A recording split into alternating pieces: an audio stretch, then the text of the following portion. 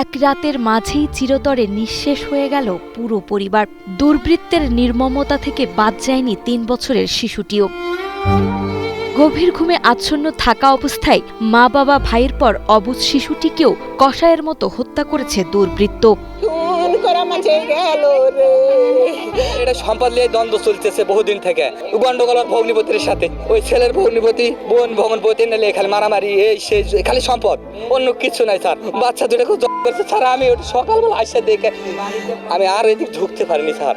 প্রতিদিনের মতো সকালে ঘুম থেকে উঠেছিলেন নিহত হাবিবুরের বাবা নমির উদ্দিন, কিন্তু ঘরের দরজায় উকি দিতেই পৃথিবী ওলটপালট হয়ে যায় তার। নিজের চোখের সামনে দেখতে পান কলিজার টুকরো ছেলে, ছেলের স্ত্রী এবং আদরের 2 নাতি নাতনির রক্তাক্ত নিথর দেহ।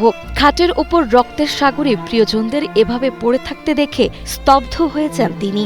নিমিষেই তার সাজানো সংসারটি শ্মশানে পরিণত হয়।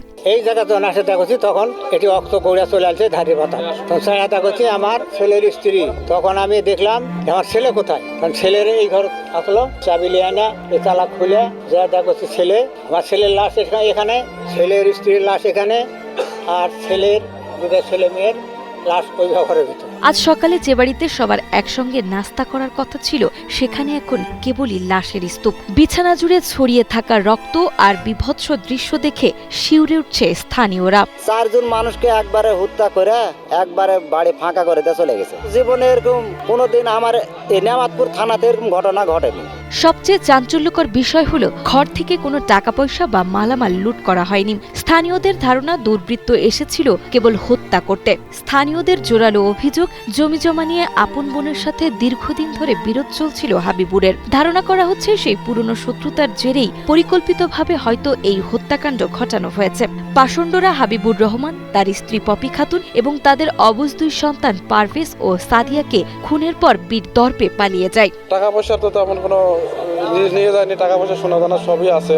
জমি জমার জের ধরে যার সাথে জমি জমা লিয়া কেচাল বা জমি জমা ওয়ারিশ যারা, এদের মধ্যে হয়তো পরিকল্পিত ঘটনা হতে পারে।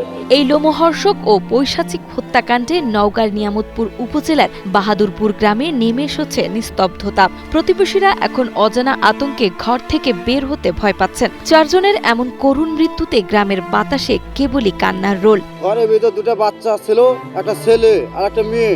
মেয়ের বয়স 3 বছর, ছেলের বয়স 5 বছর, কিন্তু ওকে ছেলের মেয়েকেও হত্যা করা হয়েছে। স্বামী স্ত্রী 2 জনক কাটিছে আর 2 সন্তান কাটিছে।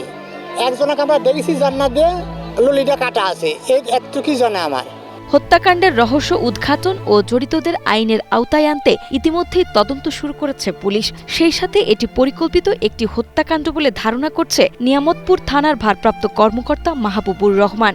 এটি পরিকল্পিত হত্যাকাণ্ড বলে প্রাথমিকভাবে ধারণা করা হচ্ছে, এবং কেন করা হয়েছে এবং কারা করছে এটা আমাদের তদন্ত চলমান। আমরা তদন্ত শেষে আমি বিস্তারিত আপনাদেরকে জানাতে পারব। এদিকে অপরাধীদের ধরতে পুলিশের একটি টিম জোর কদমে মাঠে কাজ করছে বলে জানিয়েছেন নওগাঁর অতিরিক্ত পুলিশ সুপার জয়ব্রত পাল। আইনগত প্রক্রিয়া তো অবশ্যই আমাদের এখন থেকেই শুরু হয়ে গিয়েছে, অনেক আগে থেকেই। মামলা রুজু হবে এবং আমাদের তদন্ত অব্যাহত থাকবে।